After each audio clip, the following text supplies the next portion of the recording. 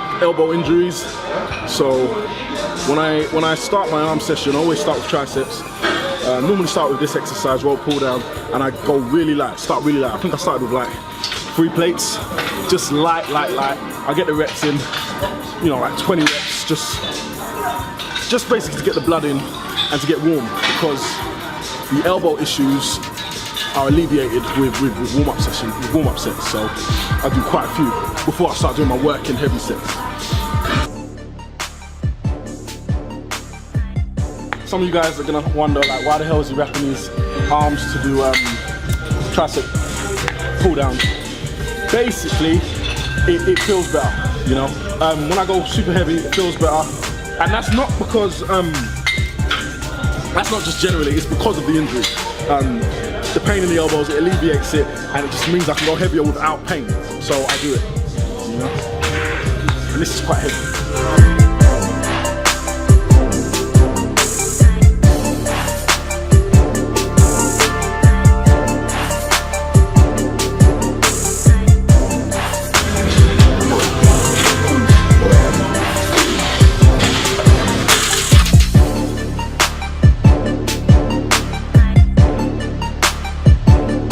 What I'm doing now is I always like, you know, so I do all my warm-up sets, get real heavy as I did, and then I like to do sets where I come back down and just get the reps. Now I've got the blood in, I make sure the form's perfect, and I just rep out basically.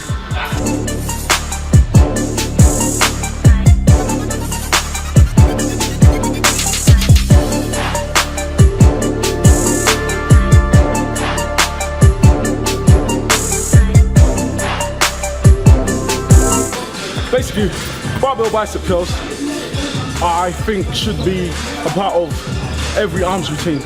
It's just it's an exercise that all the greats have done right from way back when. You know, barbell bicep curls, I think it's a staple in any arms routine.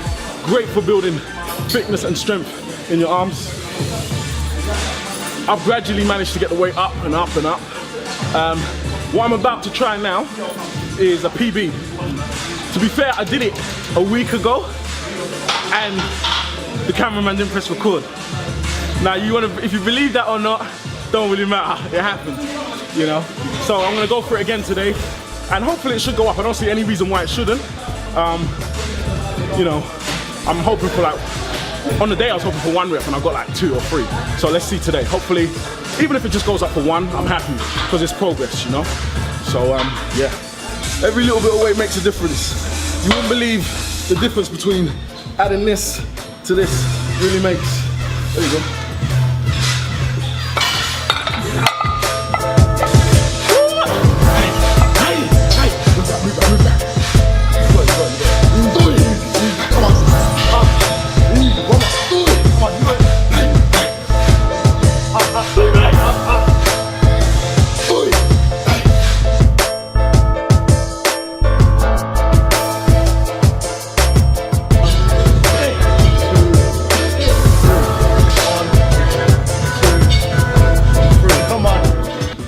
That's that time under tension technique that you guys talk about a lot, or ask about, should I say. To be fair, it's just like any other intensity addition to a workout, drop sets, supersets, etc. Anything you can add to increase intensity is a good thing, you know, and then you vary between them to keep your body on its toes, to keep that shock factor, you know. So, you know, I wouldn't say it's better than any other technique, it's just another good technique to add, you know. So today, I just finished with it. Just a nice way to finish the barbell exercises, you know. So basically this exercise, you want your elbows tucked in, you want to reach up, slow down. So you start positions down there, you know. You finish positions up here, but you want the elbow to stay in place as much as possible. When the weight gets really heavy, you might come up a bit higher. That's just the momentum of getting that excessive weight up, you know. But really, you want this position where his elbow's tucked in, and then reach up, bring it up. Perfect, fantastic, just like that. Up. There we go. Again, couple more. He's already tired. Up. Let's go. Up. Excellent, good. And no, you're not finished yet. What I want to show you is form might go, You know, when you're killing it, form will go, but he's perfectly safe and that's all that matters. So let's go. Now we're gonna rep out. Let's go. Good. Good. Keep going. Try and maintain the form as much as possible, but keep going. So you see that little swing there? It happens. Let's go. Good. Couple more. There we go. Again. Excellent. So what you noticed there was a bit of a swing. But that swing, you know, he did his clean reps, which were nice, and the form was perfect, you know. And then just to get that growth, you know, because that's where it counts. That's where, you know, you're really hitting it. That's where he started to add a little bit of a swing, but it was safe. So if you're going to use cheat techniques, as long as you're safe, you're fine. You know, and that goes for, you know, bicep curls, that goes for a lat pull down. You know, if you're doing a lat pull down and your first few sets have been nicely controlled, you've brought it down, you've kept it just below your chin, you haven't swung around, that's good. But then you're gonna get to those heavy sets where you might add a little bit of a swing, and that's fine. You know, and anyone who tells you different, hey, you know, I've been doing this for 14 years. I'm one of those that is very lucky to have not had any significant injuries in my whole time of training, you know. That's because I do train smart, you know, I train within my limits, you know. So would I say that a beginner should do cheat techniques? As long as the form is good for the majority of the sets, and as long as the form is not outrageous when you add those cheat techniques, you should be fine, you know. But it's very hard to judge, that's the thing. So you know, again, even though I'm warm, I'm starting light again. I just like to do it, I like to just get the movement first before I start, you know, throwing heavy weight on. Let me just get the movement, you know. So it might be ridiculously light, but that's fine for me.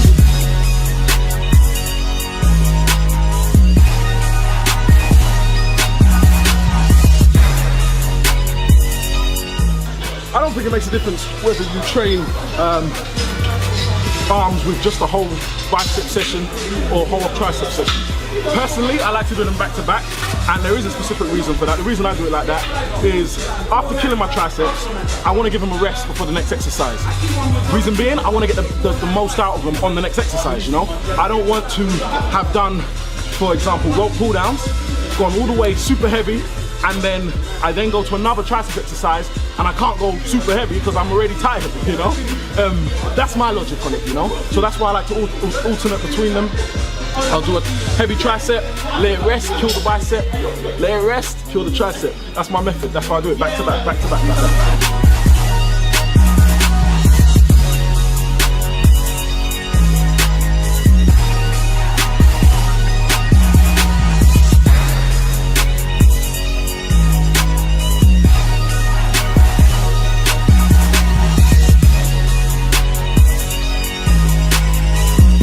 My barbell curls is like it's a compound exercise. I mean, you're just hitting biceps, but your core's engaged. You know, your shoulders is involved, your lower back's involved.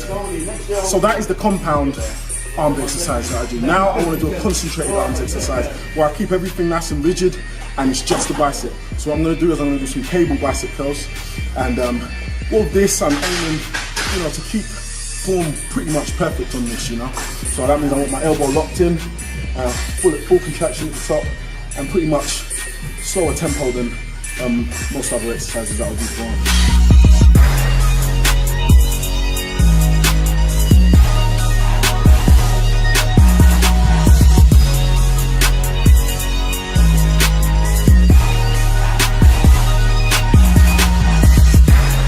You know, with most exercises, people ask for the best exercise to grow a certain muscle.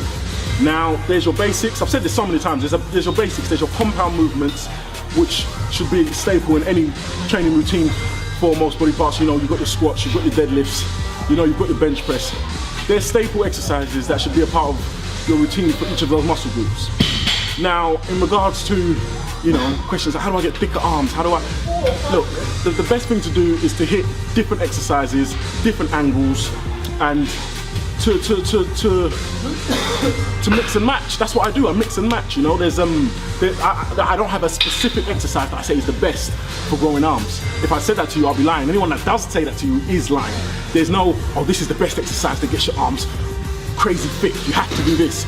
It's a mix and match, you know. There's some good exercises You know, hammer curls. Hammer curls is perfect for building big, strong arms. You know, barbell bicep curls that you saw me doing. You know, and then you add in your variation of exercises, your single arm curl. You might do a Hercules. What's a Hercules? Let me give you an example of a Hercules. I don't know why I call this Hercules. To my knowledge, these are called headbangers, but I call it Hercules. Staying nice and rigid, arms extended, looking towards your head, just like that.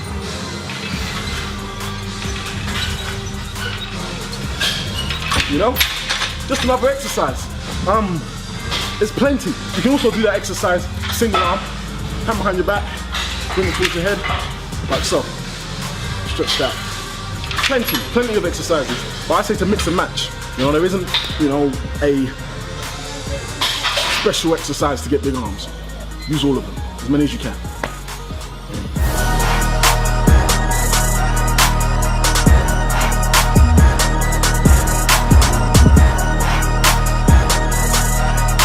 So I'm gonna do some kickbacks. Now this exercise, it's funny because I don't see it used often anymore, which is weird, because I used it for many years, you know, throughout my progress, and I hardly ever see it being done anymore. And it's a brilliant exercise, you know. So you can do kickbacks with a dumbbell, or you can do them with the cables. I'm gonna show you both ways.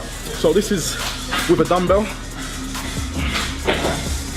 So you wanna park that arm nice and high, in line with the body, and just extend.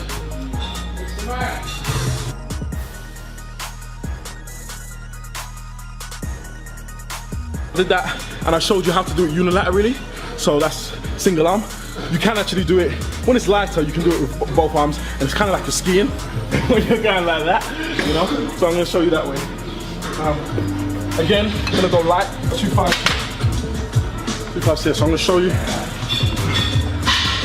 So it's almost like you're skiing. Only difference is your elbow stays in place, that's all. So this would be skiing. But what we're gonna do, we're gonna keep nice and rigid like this, just extend.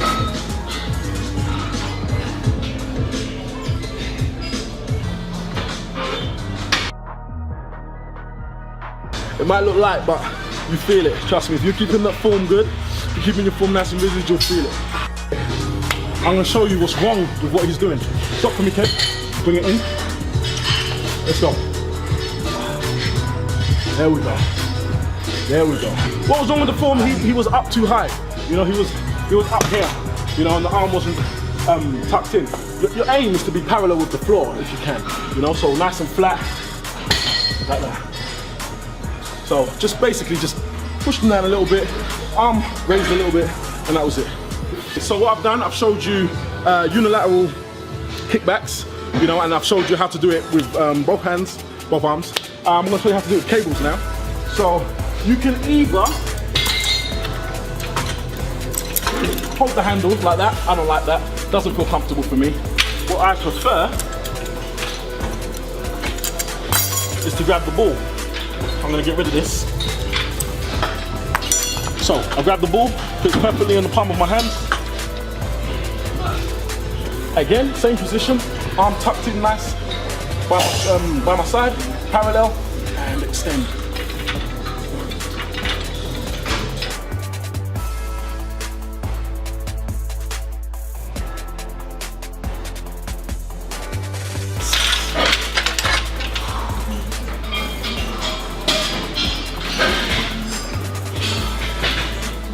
I like to structure my arms exercises so I'm hitting every head of the muscle, you know.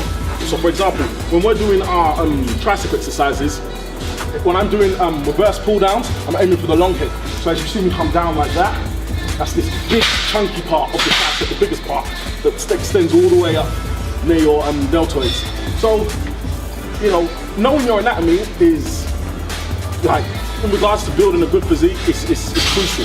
You know, it's something that changed my whole training structure. As soon as I knew anatomy, I had to rewrite everything I was doing because it made me, you know, concentrate on symmetry, you know, and making sure there was an exercise for each specific muscle.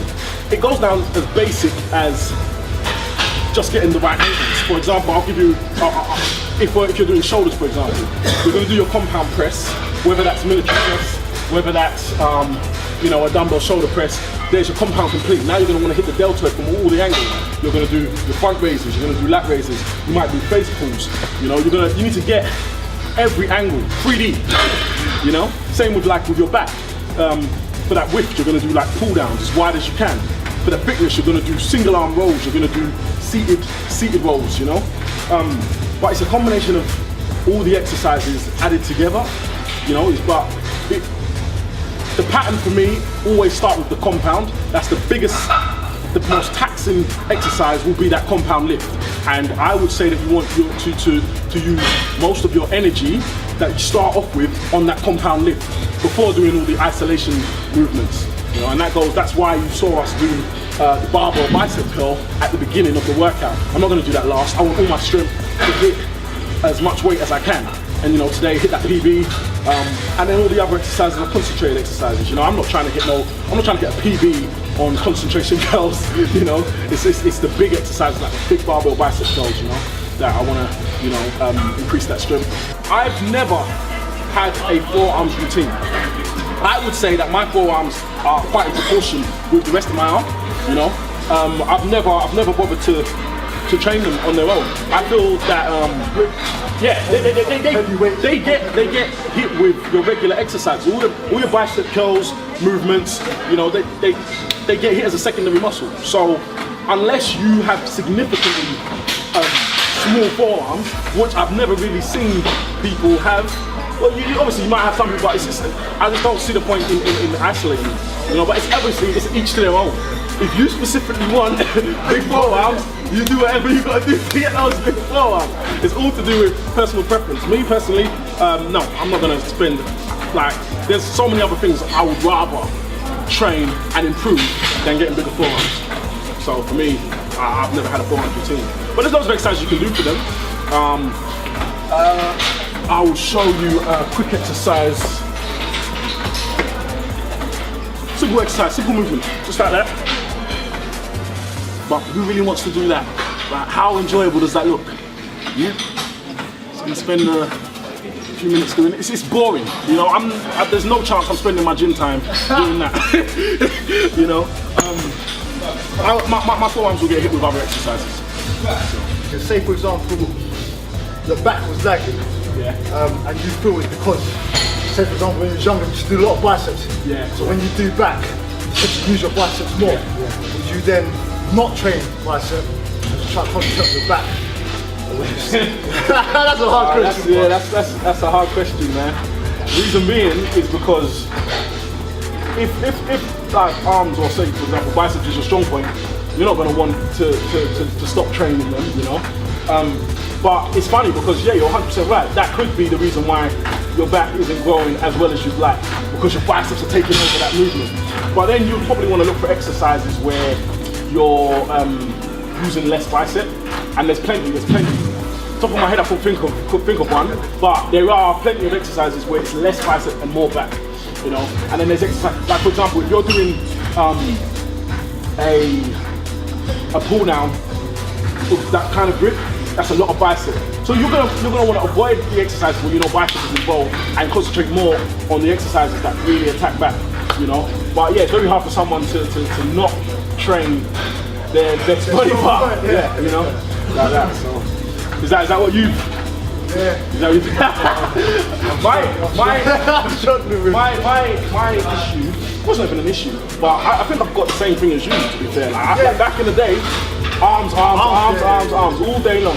My first exercise that I ever knew was bicep curls.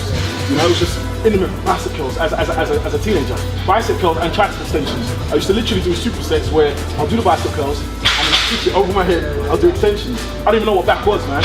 And then a few years later, that's when I got like a chin-up bar, and I used to do wide grip chins. But for me, like arms is definitely a prominent muscle on me, man. Do you think it's affected you with your back? Obviously your back now. I think it has.